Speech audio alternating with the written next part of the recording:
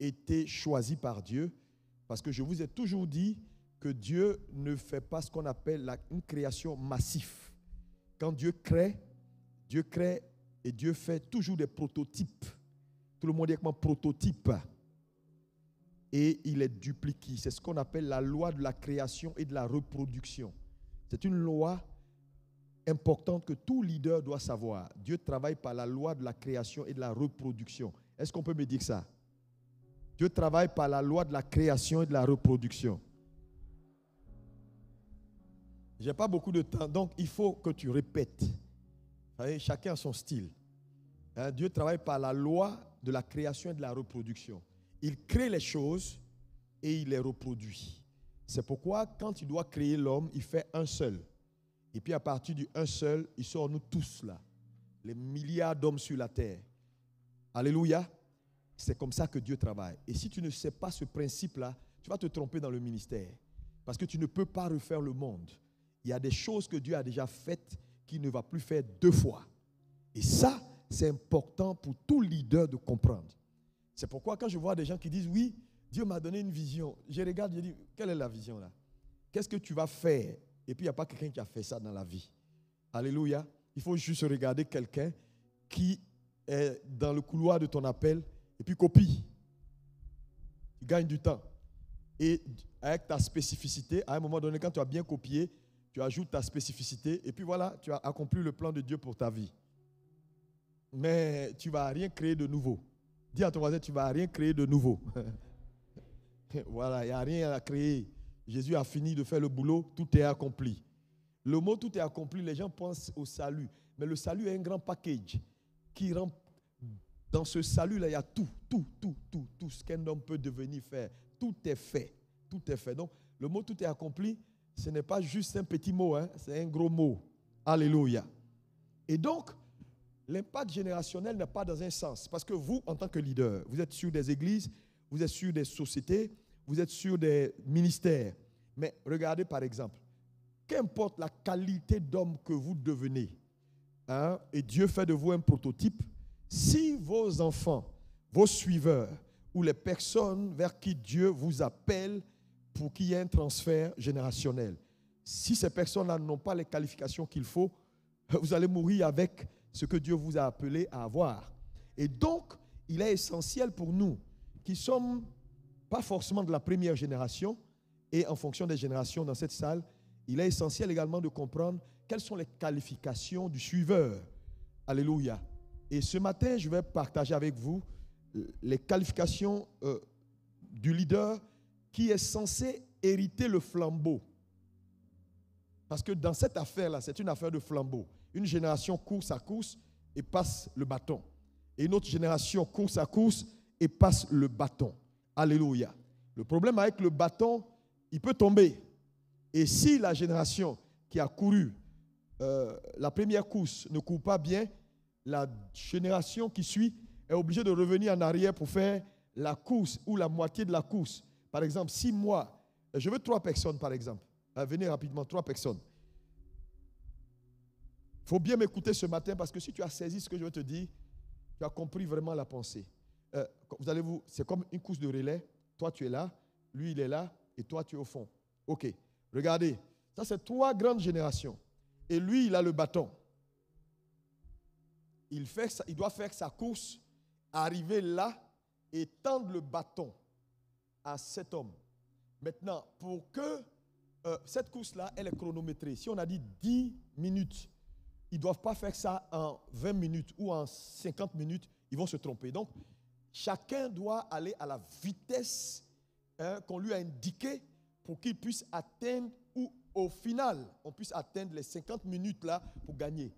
Maintenant, celui-là, c'est la première génération. S'il ne court pas bien, s'il est distrait ou s'il a toutes les qualifications et qu'il court, il arrive ici, il a 15 minutes à faire, il arrive là et qu'il a fait ses 15 minutes, celui-là, tout ne dépend pas de lui là. Même si lui, il a bien fait, il doit s'assurer que celui-là ait toutes les qualifications possibles parce que s'il laisse tomber, ça, c'est terminé. Eux tous, ils ont perdu, même si lui, il a bien joué. Donc, lui, il prend, lui également, il a ce qu'il a à faire. Maintenant, si lui, il y a quelque chose qui arrive au cours du chemin. Et puis, arrivé, il se met là, il arrive là. Celui-là, voyant le temps passer, est obligé de venir courir le reste de la course de celui-là, récupérer, et puis peut-être redoubler d'efforts pour rattraper le temps perdu. Est-ce que vous suivez un peu?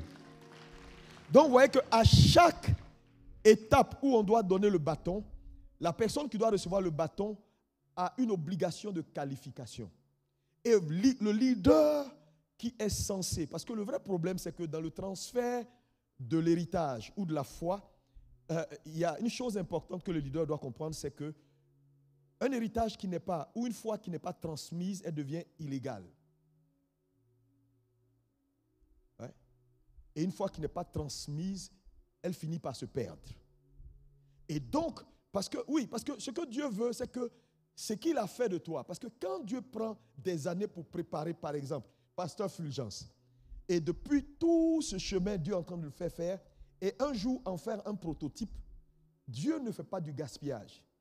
Oui, Dieu a un plan. Et Dieu fait de cet homme, il investit dans cet homme certaines choses. À un moment donné, son obéissance et son sérieux avec le Seigneur va faire que Dieu va faire de lui gardien de certaines grâces spécifiques. Si tu veux avoir ces grâces-là, il ne faut pas aller vers Dieu, il faut venir vers là.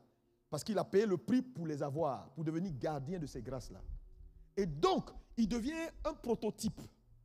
Et donc, si il ne veille pas à ce que ceux qui sont autour de lui, ceux qui sont les personnes qui doivent recevoir de lui, soient également qualifiés, alors ce qu'il est devenu, il le perd dans sa génération. C'est-à-dire, ça ne passe pas.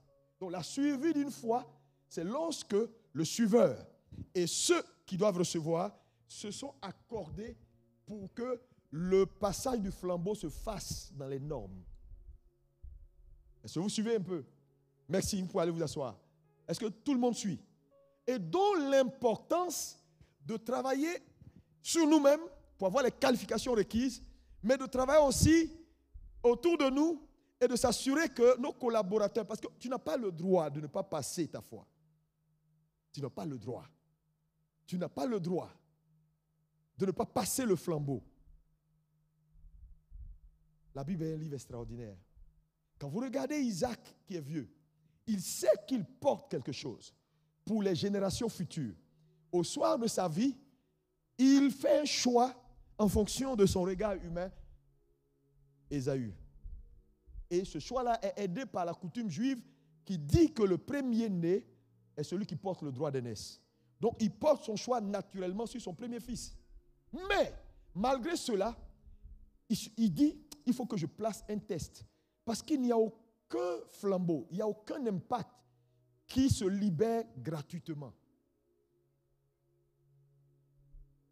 Ceux qui viennent disent, je vais taper dans ton onction et puis je vais prendre. On ne tape pas d'onction. Touche-moi, et puis je vais prendre. On ne tape pas d'onction, on ne prend pas onction. Alléluia. Et c'est important que les leaders le comprennent. Et donc, il pose des conditions, même à celui qui l'a choisi, parce qu'il y a des bénédictions. Et les vraies bénédictions sont conditionnées. Il n'y a aucune bénédiction qui n'est pas conditionnée. Il dit, bon, maintenant, toi, tu vas aller, si tu me prépares ça à manger, et si mon âme est contente, je vais te bénir. Parce qu'en réalité, c'est l'âme qui bénit. Ouais. C'est pourquoi quand tu travailles sous un leader ou sous un directeur d'entreprise, si tu as un supérieur, fais très attention à la façon dont tu opères avec lui. Parce que la vraie bénédiction sort de l'âme. Mais c'est quand l'âme est contente que les portes de l'âme s'ouvrent pour que ce qui est dedans sorte. Ça veut dire si quelqu'un n'est pas content de toi, même s'il ne te maudit pas, tu es en train d'être maudit.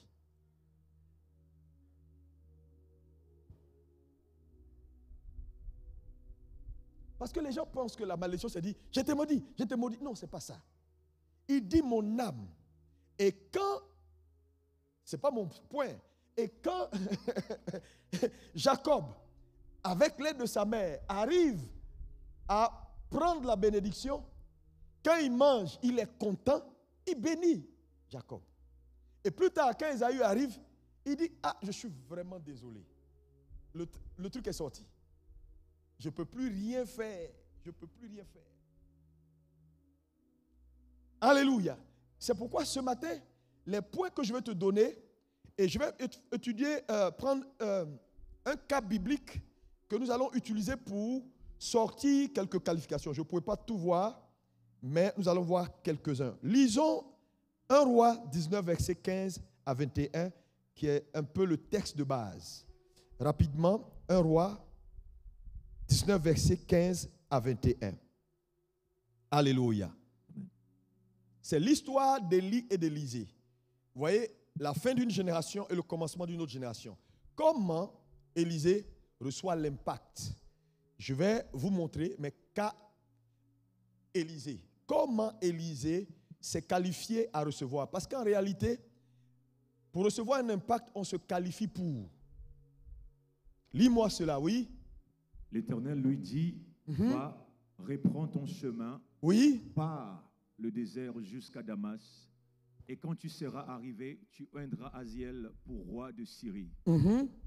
Verset 16, tu oindras aussi Jéhu, fils de Néchi, pour roi d'Israël, et tu oindras Élisée, fils de Shaphat, d'Abel Mehola, pour prophète à ta place. Et il arriva que celui qui échappera à l'épée d'Aziel, Jéhu le fera mourir. oui, Celui qui échappera à l'épée de Jéhu, Élisée le fera mourir.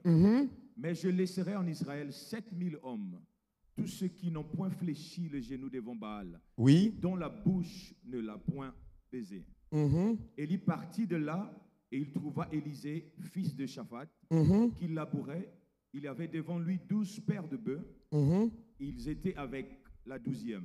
Élie s'approcha de lui et il jeta sur lui son manteau. Continue jusqu'au verset 21. Oui. Élisée, quittant ses bœufs, courut auprès d'Élie et dit, laisse-moi embrasser mon père et ma mère et je te suivrai. Élie lui répondit, va et reviens, car pense à ce que je t'ai fait. Après s'être éloigné d'Élie, il revint prendre une paire de bœufs qu'il offrit en sacrifice. Avec l'attelage des bœufs, il fit cuire leur chair et la donna à manger au peuple. Puis il se leva, suivit Élie et fut à son service. Et fut à son service. Est-ce qu'on peut dire fut à son service? Merci. Voyez, dans cette histoire, il y a 3 étapes majeures que je vais tenter, mais je pense que je ne vais pas terminer. C'est numéro 1, Élie ou Élisée qui suit Élie. 2, Élisée qui sert Élie. Et 3, Élisée qui devient fils d'Élie. Dans cette histoire, il y a ces 3 choses-là qui sont observables. Donc, ce n'est pas étape. Numéro 1, on dit, et il le quitta et fut à son service. Donc, on commence le voyage par le service. Dans le service, on suit. Et dans le suivi, on devient fils. Il faut noter ça. Ce que je veux te dire s'applique à l'Église, s'applique à ta vie, tes collaborateurs, les personnes qui sont censées un jour prendre le manteau que tu portes ou être ceux qui vont hériter de ce que tu es en train de faire. Alléluia. Donc, voilà Élie qui est au soir de sa vie et Dieu lui dit, bon, écoutez, tu es sur le point de partir, tu vas oindre quelqu'un à ta place. Ça veut dire, tu vas passer le bâton à Élisée. Mais tu vas aller oindre Élisée et il va indiquer 3 personnalités que Élie devait oindre. Mais quand vous lisez la Bible, Élie ne oint pas Élisée. Dieu dit, tu vas aller le oindre. Il l'identifie par le manteau qu'il jette sur lui et il reprend son manteau. Ce n'est pas une onction. Hein. Il a mis le manteau pour dire, c'est toi, je sais que c'est toi. Donne-moi mon manteau. Donc, il ne le oint pas de façon expresse. Pourtant, c'était ce que Dieu lui a dit. Il ne le fait pas. Ça doit amener l'Église à comprendre qu'est-ce que c'est que oindre quelqu'un. Est-ce qu'en réalité, la plupart des cérémonies d'onction, que les gens font dans les rues. On dit on va consacrer 25 pasteurs. Quelqu'un arrivé des États-Unis ou de Chine, tu ne le connais ni d'Adam ni d'Ève, et puis il prend des gens pour leur donner des diplômes et puis il verse huile sur leur tête. Est-ce que c'est vraiment une onction? Je me pose cette question toujours.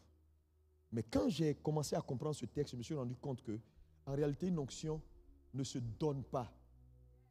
Elle s'acquiert par un processus. Est-ce que tu peux me dire un bon amen? C'est sérieux ce que je suis en train de vous dire ce matin. C'est pourquoi je veux que vous preniez le temps de m'écouter. Si vous êtes des leaders, elle s'acquiert par un processus. Parce qu'au soir de la vie d'Élisée, la Bible dit, ses collègues ont dit, l'esprit d'Élie est sur lui. Il a été oint au soir de sa vie. Vous voyez que l'onction qu'il a reçue au soir de sa vie, en revenant du Jourdain, n'est pas une onction qu'on lui a donnée. C'est une onction qu'il a acquis. Parce que quand l'esprit de quelqu'un est sur toi, ça veut dire son onction est sur toi. Parce que l'onction, c'est l'esprit.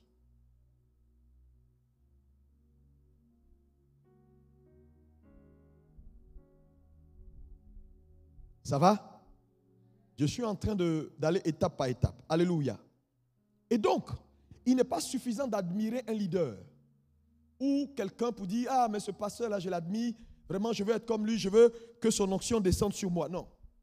L'impact vient par ta capacité, non pas à admirer, mais à épouser les valeurs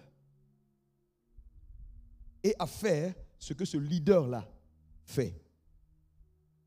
Vous voyez que l'admiration, ce n'est pas juste, ouh, il est bien, oh, et puis de loin, tu ne fais que faire des fantasmes. Non.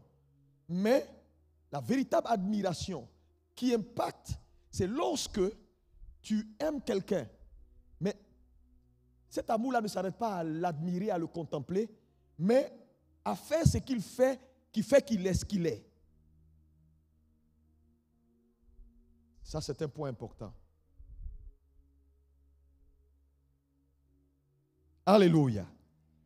Maintenant, quand on observe le texte que nous venons de lire, dans ce texte, on voit que Élie découvre Élisée. Donc, en tant que leader, très souvent, Dieu va vous indiquer, va vous donner des aperçus de qui est la personne qui peut tenir quand tu n'es pas là, qui peut faire le travail comme il faut. Dieu te donne des aperçus. Donc, parce qu'il identifie Élisée. Ça, c'est le premier point. C'est pourquoi un leader doit avoir des yeux ouverts. Ne va pas forcément vers les gens que tu aimes. C'est ce qu'Isaac a fait. Il a aimé son fils Ésaü et pour lui, parce qu'il aime Ésaü, Ésaü est gentil, comme c'est un homme qui aimait manger et que Ésaü était un chasseur et que Ésaü aimait lui faire de bons plats, il n'a pas réfléchi beaucoup. Il dit non, moi c'est mon gars là qui me donne à manger là, c'est lui qui va prendre le droit d'aînesse. Mais ce n'était pas le plan de Dieu. Parce que pour Dieu, l'impact ou le transfert ne se fait pas comme ça. Il y a un niveau de qualification pour recevoir un impact ou pour porter un flambeau pour la génération qui suit. Parce que n'oubliez pas que Jésus devait venir. Donc la lignée abrahamique n'était pas une lignée simple. On ne peut pas donner le flambeau à n'importe qui. Imaginez-vous, Ésaü avait reçu le flambeau. Jésus ne serait pas venu. Il va mélanger tout.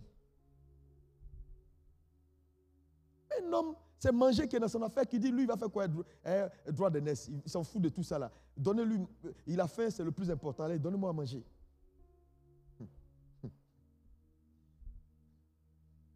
C'est pourquoi ma prière pour toi, dis à ton voisin, qualifie-toi, qualifie-toi.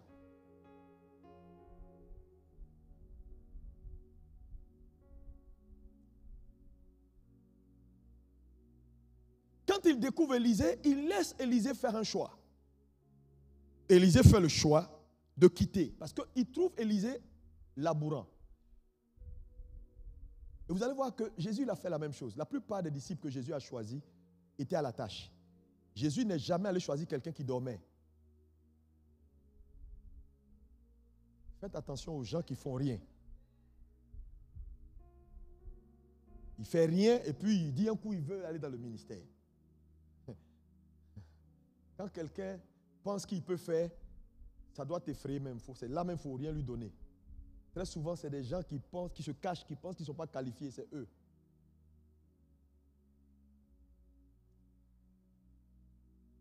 Il quitte tout ce qu'il a à faire et il se soumet à l'agenda de son maître.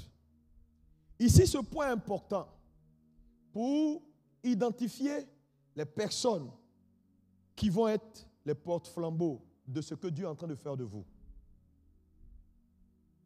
Il décide de se soumettre. Décide. Parce que n'oubliez pas qu'il était chef d'entreprise, hein, Élisée. Il était à la tête d'une entreprise familiale, donc il n'était pas au chômage. Mais quand il est identifié, la Bible dit qu'il laisse tout. Il laisse tout.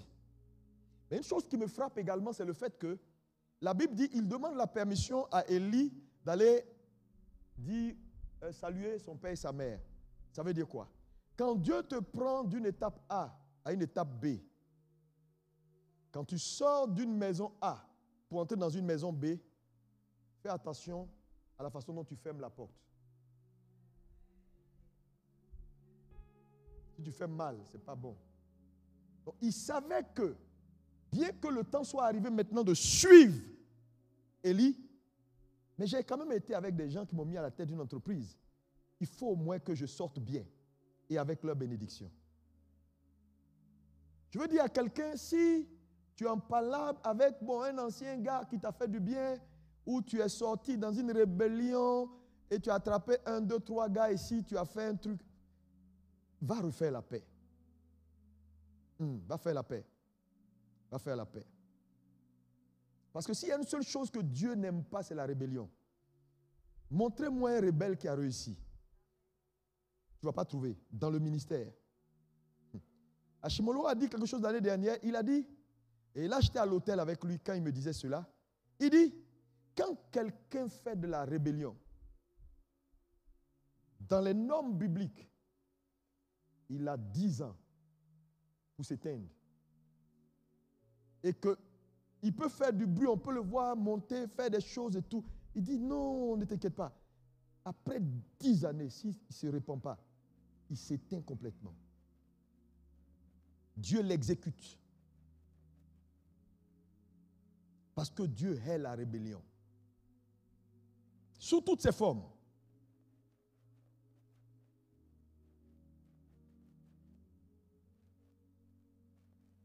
Ici, le point est que tu ne peux pas, à un moment donné, quand Dieu t'appelle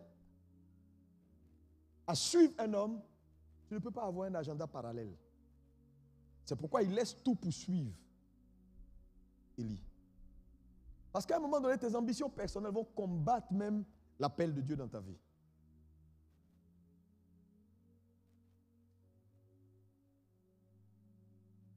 Il s'est soumis à Élie.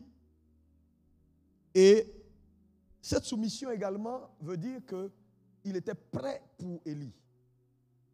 Quiconque est contre Élie est contre lui. Imagine un fils, on parle de son père et puis il dit oui, pour toi même bon.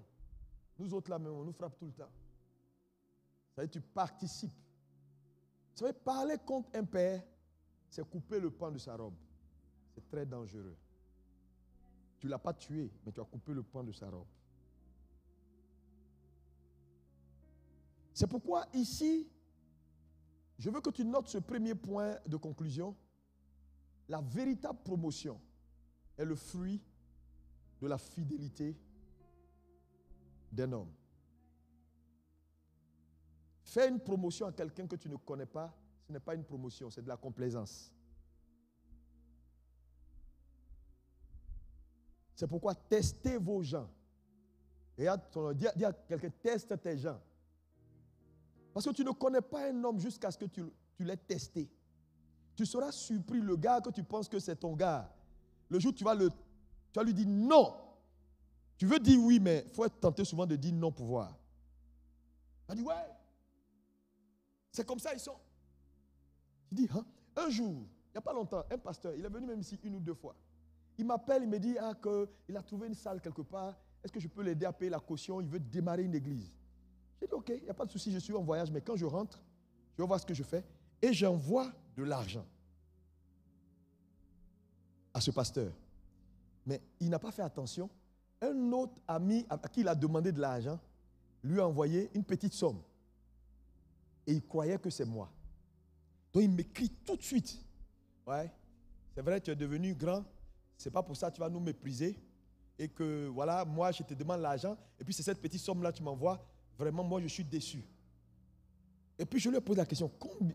Je t'ai envoyé combien? Il dit, ouais, tu viens de m'envoyer 200 000 francs alors que moi j'ai besoin de temps. J'ai dit, non, ce n'est pas moi. Il dit, excuse-moi. J'ai dit, j'ai vu ton cœur. J'ai fait revenir mon argent. Je dis, j'ai fait revenir mon argent. Maintenant, il dit, non, excuse-moi, c'est pas de... En fait, c'est pas ça. C'était vraiment... Je me suis trompé de message. Il s'est justifié. Depuis ce jour, je ne décroche plus ses appels. Parce que son cœur, Dieu voulait me montrer l'état réel de son cœur. Attends, même si je t'ai donné 200 000,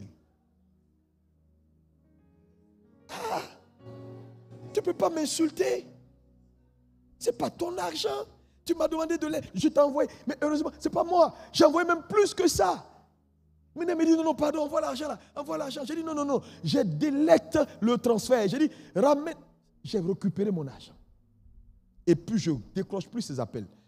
Parce que j'ai dit, ton cœur n'est pas droit. Je comprends pourquoi tu tournes en rond, malgré toutes les grâces que tu as. Je vous dis, il ne s'agit pas d'être loin. Il ne s'agit pas d'avoir la tête pleine. Hein. Il y a beaucoup d'autres choses que Dieu prend comme élément d'évaluation. Est-ce que quelqu'un peut me dire Amen?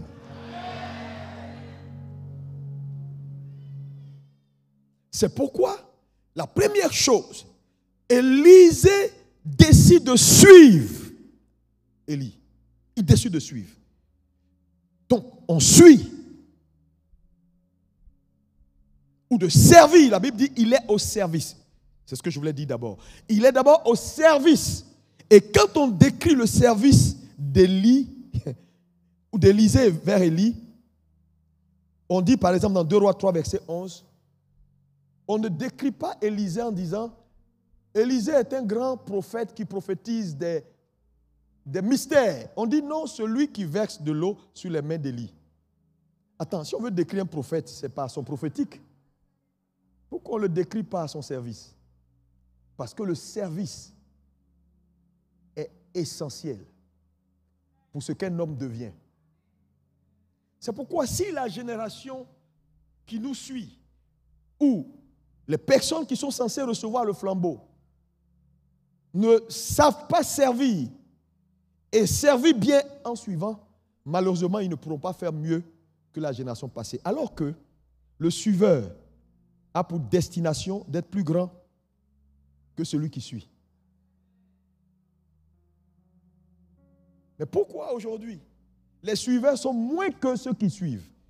Parce qu'en réalité, ce que Dieu te demande de suivre est le tremplin pour que Dieu commence avec toi. Et attends, si je veux monter cet escalier-là, si je ne commence pas ici, je ne peux pas arriver ici. C'est ça, quand j'ai fait ça, je suis qualifié à venir là. Maintenant, si ça là même, je n'ai même pas encore pu monter. Ce n'est pas là-bas, là, je vais monter. Donc, quand Dieu met un homme devant toi, il est c'est-à-dire ton premier challenge. Si tu n'arrives pas à réussir à faire au moins ce qu'il a fait, tu ne peux jamais faire plus que lui.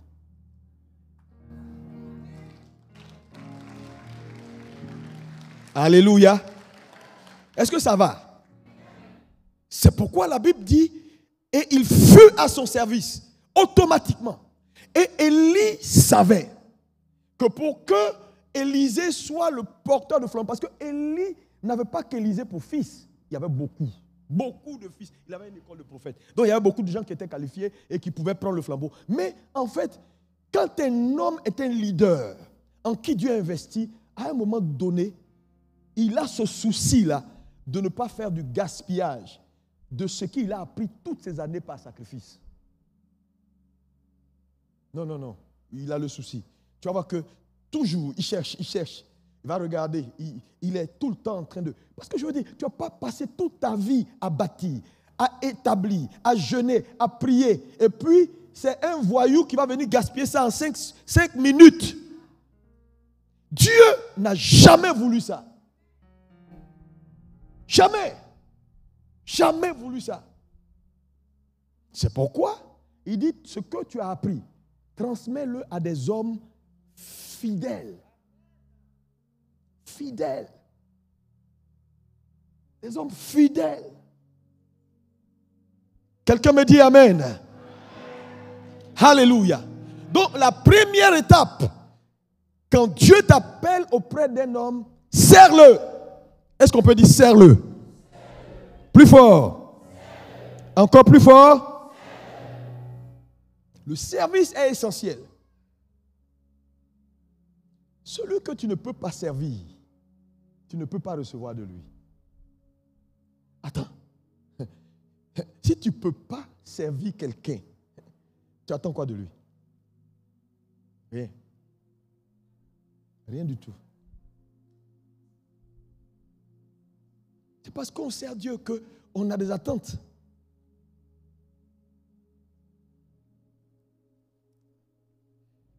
Donc la première qualification, c'est le service. La grandeur vient par le service. Jésus l'a dit, que celui qui va être le plus grand soit le serviteur de tous. Un homme qui aime trop se faire servir, tout le temps, bon, il y a des gens comme ça, bon, eux ils ne servent pas, mais tout le monde n'a qu'à les servir. Non. La vie est une relation de réciprocité. Hein. Tu n'as pas le droit d'exercer autorité là où toi-même, tu n'es pas soumis à une autorité. Parce qu'on tire autorité d'eux. Tu prends un capitaine. Quand il vient, il donne des ordres à des sergents. C'est parce qu'au-dessus de lui, il y a un colonel qui lui a dit, bon, tu vas dire ça. Sinon, il tire son autorité d'où? Qui est au-dessus de toi? Pose la question à ton voisin. Aujourd'hui, on voit des gens qui se mettent... J'étais une année à Tunis, là, à notre église. J'ai fait un séminaire pour les gens de la BAD. Quand je suis arrivé, je me rends compte... Dimanche matin, je vois le pasteur assis derrière. J'ai dit, pasteur, qu'est-ce qu'il y a? Et je vois les gens assis devant. Et puis, le pasteur me dit, non, c'est eux qui sont les responsables de l'église. L'église est dirigée par un collège. C'est eux qui m'ont choisi. Et donc, c'est eux qui décident. Et le pasteur est malmené. Quand il prêche, s'ils ne sont pas contents, ils peuvent l'enlever. Ils peuvent mettre qui ils veulent. J'ai dit, attends, on rêve ici ou bien... C'est quelle église ça où c'est un collège de gens qui décident? Frère, arrêtez vos histoires. Parce que vous allez travailler en vain. Hein? Les histoires. Comment tu peux t'asseoir dans une église? C'est toi, on dit c'est les anciens, 2 frères laïcs qui dirigent. Le pasteur, on l'appelle, on dit bon, on va te payer aujourd'hui, tu prêches, et puis demain tu te tais, ok? Et puis il dit oui. J'ai appelé le pasteur, j'ai parlé aux anciens, j'ai dit, j'ai cassé tout dans l'église. J'ai dit sinon je ne mets plus mon pied ici. Parce que ça c'est un dysfonctionnement. C'est un dysfonctionnement. Regardez aujourd'hui autour de vous. 2 gars se lèvent, ils disent Dieu m'a appelé et puis ils établissent une église. Ah! Est-ce que vous savez ce qu'on appelle un sacrement? Tu as quelle onction pour faire un sacrement? Les gens marient des jeunes gens sans autorité pour marier. God forbid. Toi-même, tu n'es même pas encore délivré. C'est toi qui veux délivrer quelqu'un. Dieu, l'évangile, ce n'est pas un jeu. C'est pourquoi j'aime les catholiques. Tu ne peux pas célébrer une messe si tu n'as pas fait à ce niveau. Tu ne peux pas donner la communion si tu n'as pas fait. Mais les évangiles, c'est un désordre. Si moi j'étais législateur, il s'allait chauffer. Avant d'être pasteur, il te faut avoir bac plus 6. Et puis après, maintenant, on commence. Parce que Dieu fait avec ce que tu sais. Donc, il est important d'avoir un minimum. Parce que la Bible, elle s'interprète. On interprète. Hier, je vous l'ai dit ici, tout ce qu'on interprète. Maintenant, si tu n'as aucune notion, tu interprètes comment même la parole de Dieu. Tu fais comment? Quand les gens disent non, viens jeûner. J'ai un prophète qui part sur une montagne là-bas, il rassemble les gens. Il a sûrement peut-être une onction que Dieu lui a donnée, une grâce. Mais une grâce qui n'est pas enseignée, qui n'est pas balisée, elle peut détruire. Et il dit aux gens, venez, et il les met sur jeûne sec. Tu es malade, jeûne sec. Tu as un médicament, jeûne sec. Il a tué beaucoup de gens comme ça. Et quand tu meurs, il dit, c'est la volonté de Dieu. Dieu, c'est Dieu qui a donné, Dieu qui a pris. J'ai dit, mais c'est dans quel verset? Ça n'existe pas, ce verset-là, dans la Bible.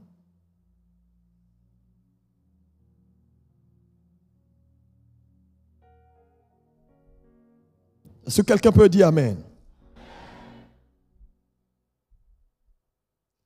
Alléluia. Et l'Église doit faire attention parce qu'aujourd'hui, nous sommes dans un ère où tout le monde travaille pour sa promotion personnelle. Les gens ne veulent plus suivre un modèle. Tout le monde fait sa promotion. Aujourd'hui, avec Internet, tout le monde fait son Facebook, tout le monde a sa caméra, tout le monde fait ses choses. Tout le monde travaille pour sa promotion personnelle. Mais le vrai problème, c'est que si tu n'as pas su élever un homme, tu ne seras jamais élevé. C'est une conséquence. Toi qui penses qu'en élevant quelqu'un, tu perds ton temps. On ne perd pas son temps en élevant quelqu'un. On gagne du temps. Le ministère ne commence pas par désirer le succès. Elle commence par le service. Dis ça à ton voisin. Elle commence par le service. Maintenant, 3 éléments importants de qualification de quiconque veut porter le flambeau. Et Deutéronome 21 nous donne, Deutéronome 21 est le verset de base pour la qualification des hommes qui doivent porter le flambeau. Il y a 3 choses majeures, je vais te les citer. Numéro 1, toute personne destinée à être impactée ou qualifiée à être impactée et à porter le flambeau d'une institution ou d'un homme, je ne sais pas quoi, dans quoi Dieu te pointe pour être le prolongement. Qualification. La première qualification, c'est ta disponibilité. 2, ta prise de responsabilité. Parce qu'il y a des choses que Dieu ne fera pas à ta place. Et 3, ta loyauté à l'institution ou à la personne vers qui Dieu t'envoie ou dont tu es destiné à représenter. C'est pourquoi quand vous lisez Deutéronome 21, verset 15, je paraphrase pour gagner du temps, Dieu dit ceci. Il dit, si un homme marie une femme ou a 2 épouses, qu'il a un enfant avec celle qui n'aime pas, peut-être il a eu un premier fils avec celle qui n'aime pas, et qu'il a eu un autre enfant, le droit d'aînesse en temps réel revient, et qu'il aime par exemple le deuxième fils de la femme qu'il aime, il donnera le droit d'aînesse à l'enfant de la femme qui n'aime pas, au premier, parce que c'est le premier. Mais la notion de premier ici, premier-né, c'est une qualification. Est-ce que vous comprenez? C'est une qualification. Tu peux ne pas aimer l'enfant de cette dame-là parce que tu n'aimes pas la dame, mais parce qu'il est né premier, la loi exige que c'est lui qui doit recevoir. C'est ça le principe du transfert. Donc, le transfert, c'est par qualification. Par exemple, si ton fils biologique n'est pas qualifié à être le pasteur qui va prendre en charge l'église après toi, ce n'est pas parce que c'est ton fils biologique. Tu choisis celui qui est qualifié et qui a tout ce qu'il faut pour perpétuer le mandat. Parce que le mandat n'est pas ton mandat. Mais aujourd'hui, qu'est-ce qu'on fait? Pourquoi le ministère meurt souvent avec les leaders? C'est dans le transfert du bâton. Ils choisissent souvent des personnes qui ne sont pas qualifiées. Oh, j'aime bien celui-là parce qu'il est gentil, il me donne à manger et c'est tout. Ce n'est pas comme ça que ça doit se passer. Qui est qualifié? Qui est responsable? Qui est loyal? Qui a l'esprit que tu portes? C'est lui. Parce qu'un homme ne peut pas avoir ton esprit et ne pas t'aimer. il va t'aimer.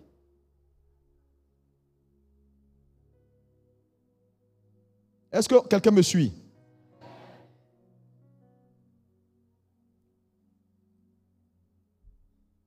Un élément essentiel, rapidement, sur lequel je veux qu'on aille, c'est... Je vais vous donner quelques éléments importants. Ici, j'ai dit Élisée, serviteur, Élisée, suiveur. Donc, ici, c'est quoi suivre? Je vais vous donner quelques éléments de définition de suivre. Et après, je vais revenir sur des éléments d'apprentissage. Parce que dans la notion de suivre, on apprend. Donc, on sert, on suit, donc on fait un cheminement, on apprend et on devient fils. Suivre, c'est quoi? Suivre, c'est travailler derrière quelqu'un. Derrière une institution, un homme,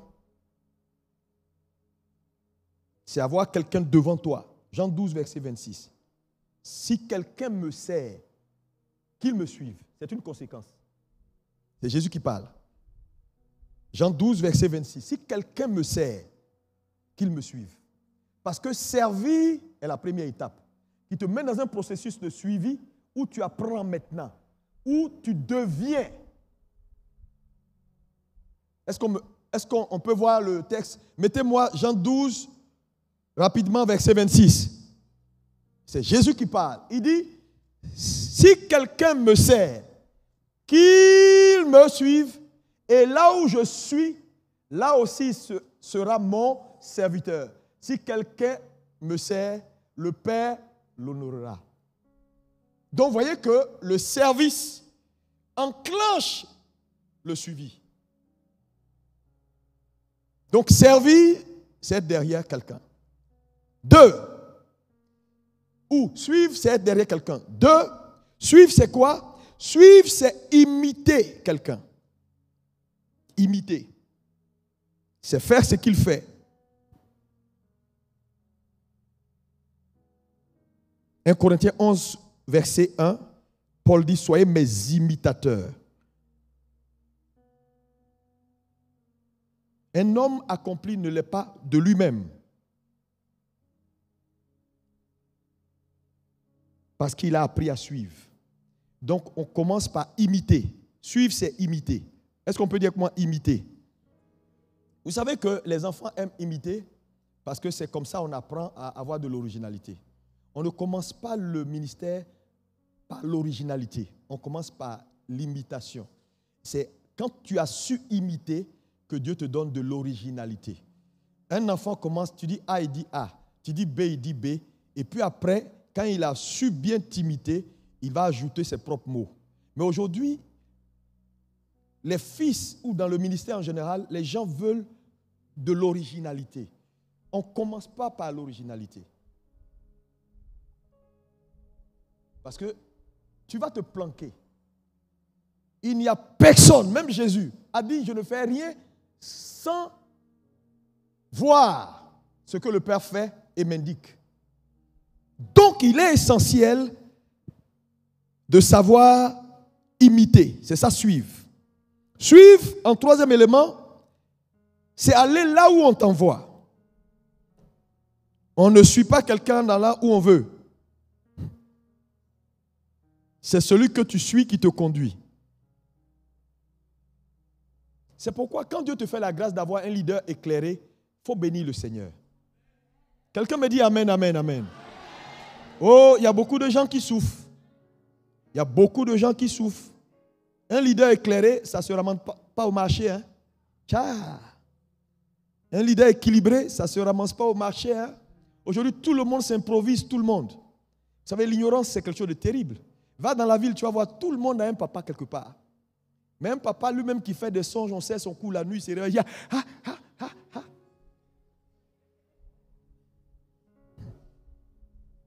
Un papa lui-même, il est plongé dans le péché, quand il ne voit même pas clair, il dit, Saint-Esprit sauve. C'est comme il y a un pasteur qui est venu me voir. Même pasteur d'une bonne église, une église, il est tout le temps sur Internet, plein. Il est venu me voir, et puis je dis, mais toi, il y a longtemps, je ne te vois pas. Puis il me dit, il est venu voir qu'il a un problème. J'ai dit, quel problème? Il dit, papa, il ne faut pas dire à quelqu'un, je ne m'en sors pas. J'ai dit, qu'est-ce qu'il y a? Il dit, je suis dans l'immoralité, fatigué. J'ai dit, tu es sûr? Il dit, oui. Il dit, papa, pour moi, elle est devenue comme une possession démoniaque. J'ai dit, bon? Bon, viens me voir, je vais t'aider. Il a disparu jusqu'à aujourd'hui.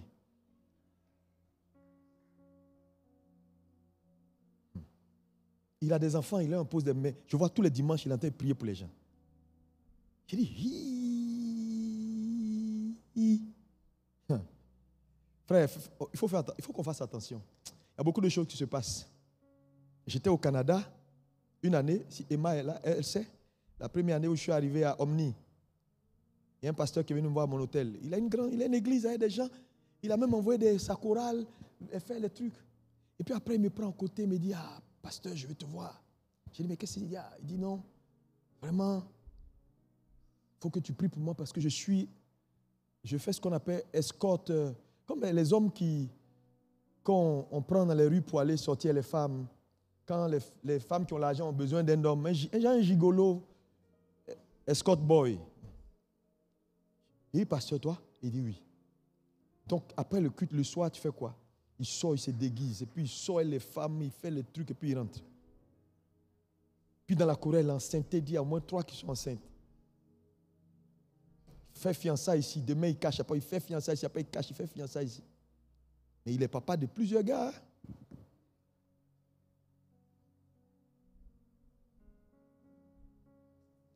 Maintenant, j'ai dit, bon, qui est au-dessus de toi? Il m'a dit un nom. J'ai dit, bon, écoute, nous, on va te mettre sous discipline. Il faut que tu quittes l'église. On va faire une cure. Laisse l'église là à un autre pasteur et puis toi, on te dégage. Quand j'ai dit ça, il dit, bon, il va réfléchir. Il a disparu. Tu ne peux pas être une église avec... Tu es malade. On peut commettre des erreurs, mais pas à ce niveau. Tu es malade. Tu es malade. Tu n'as pas pitié des âmes des gens que Dieu te confie?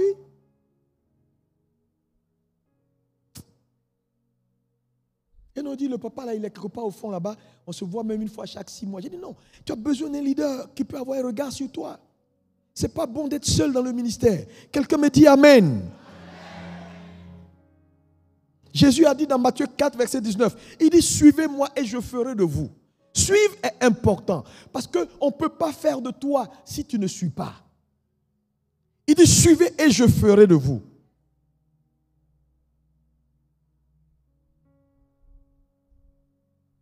Quand on lit Luc 6, verset 40, rapidement, Luc 6, verset 40, qu'est-ce qu'il dit? Il dit, le disciple n'est pas plus grand que le maître, mais tout disciple accompli sera comme son maître. Ça veut dire quoi? Il faut faire attention. J'ai dit, si tu n'as pas devant toi un leader éclairé, parce qu'on dit, même quand tu es accompli là, tu es comme ton papa. On n'a pas dit que tu le dépasses pour le moment. Hein. Parce que si tu ne deviens pas comme lui, tu ne peux pas le dépasser. C'est ça le message qu'il est en train de dire. Quand tu as accompli là, tu deviens comme lui. Maintenant, à partir de là, quand tu es comme lui, tu peux devenir plus que lui.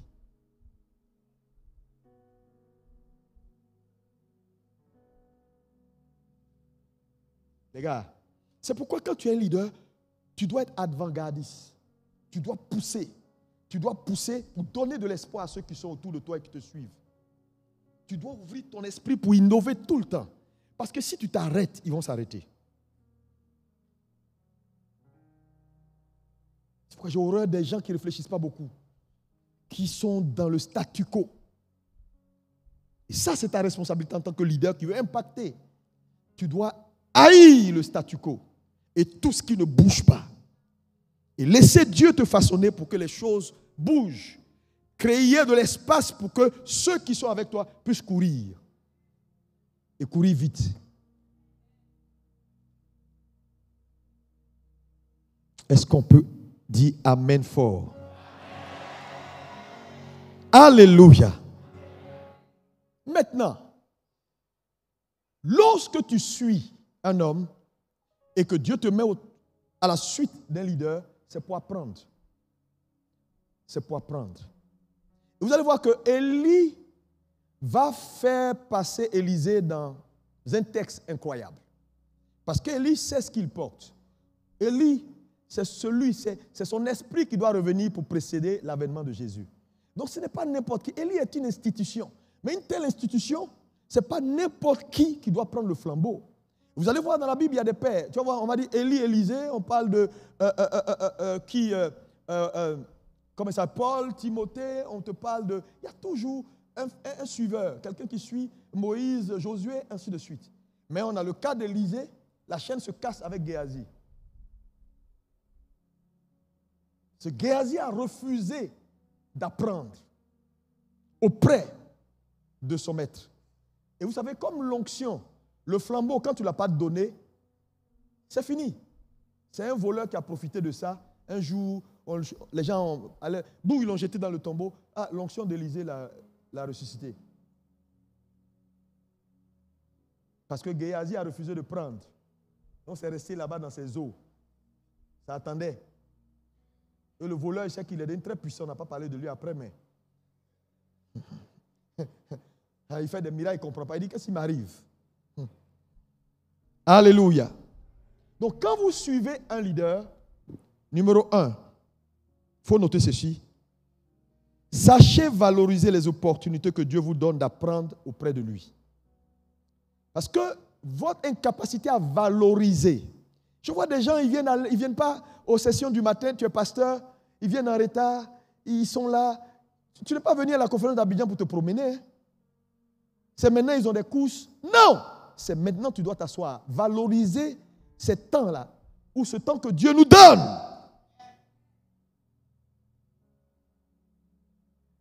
Élisée était entièrement soumis à Élie. Même quand Élie a demandé à ce qu'il parte, il dit non, je ne bouge pas. Je refuse de te quitter. Pourquoi? Parce qu'il savait l'opportunité qu'il avait à apprendre. Malheureusement, aujourd'hui, la plupart des gens n'aiment pas apprendre. Pour eux, tu les emmerdes. Avec tes histoires, dans leur l'onction, ils vont casser la baraque. Il faut apprendre. Parce que ce que tu sais, tu le sais pour la vie. Ce que tu ne sais pas, tu ne le sauras pas pour la vie. Quel sera ton statut dans le ciel? Je vous ai dit, on n'aura pas le même statut parce qu'on est tous chrétiens. Non. En fonction de ce que tu sais, ton statut diffère là-haut. Donc apprendre est une bonne chose. Dis-moi amen. Vous devez valoriser. Dis avec moi, valoriser. Il disait toujours dans 2 Rois 2, verset 2, l'Éternel est vivant, mon âme est vivante, je ne te quitterai point. Élisée valorisait et appréciait cette opportunité. 2, quand tu suis un leader, soumets-toi totalement.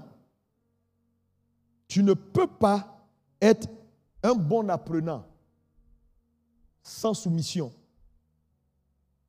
Tu as vu un apprenant arrogant, on t'enseigne et puis tu es gonflé, tu penses que tu sais. Tu n'apprendras pas. Donc, soumets-toi.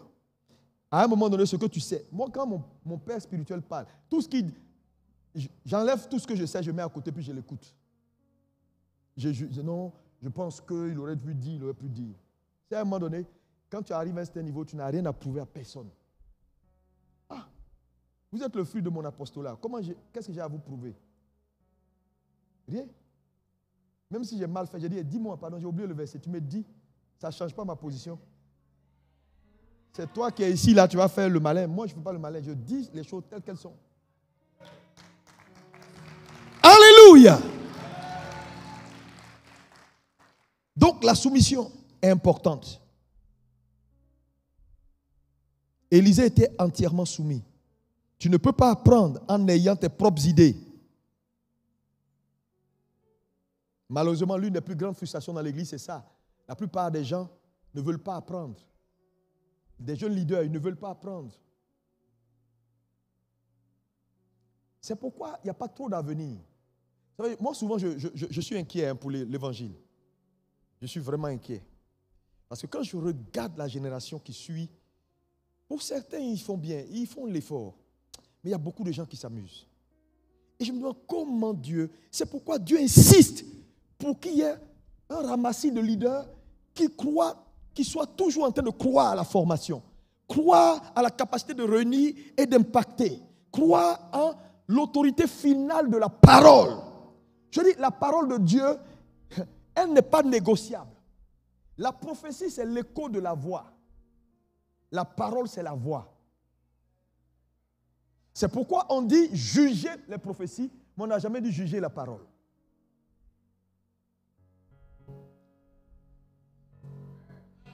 Jamais.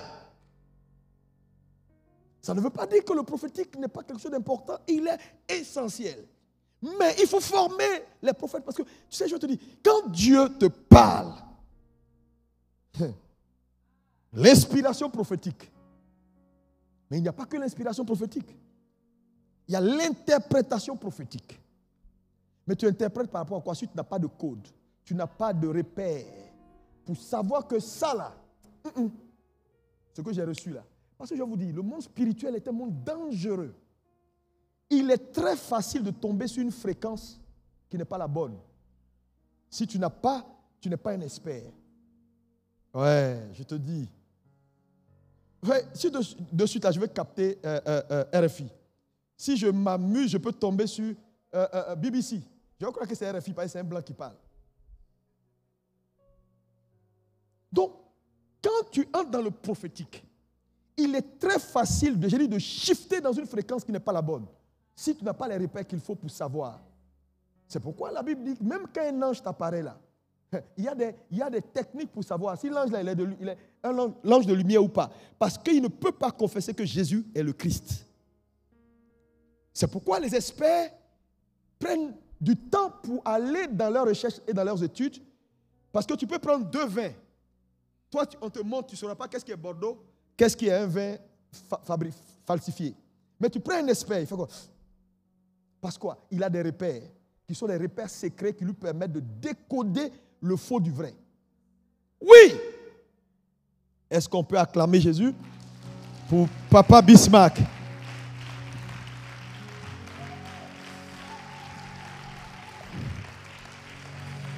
Alléluia! Amen. Vous savez, quand les pères sont là, les fils doivent s'asseoir. Donc, asseyez-vous. Donc là, je vais arrêter. Hein, parce que moi, je ne suis pas dans les histoires. Je ne cherche pas palabre. Amen. On va continuer. On a le temps. Demain, on va continuer. Ne vous inquiétez pas. Quand il finit, s'il y a un petit temps, je vais venir continuer. Parce qu'il y a des choses importantes. Je suis en train de te parler d'Élisée étudiant. Je vais te parler d'Élisée fils. Et nous allons terminer. Alléluia.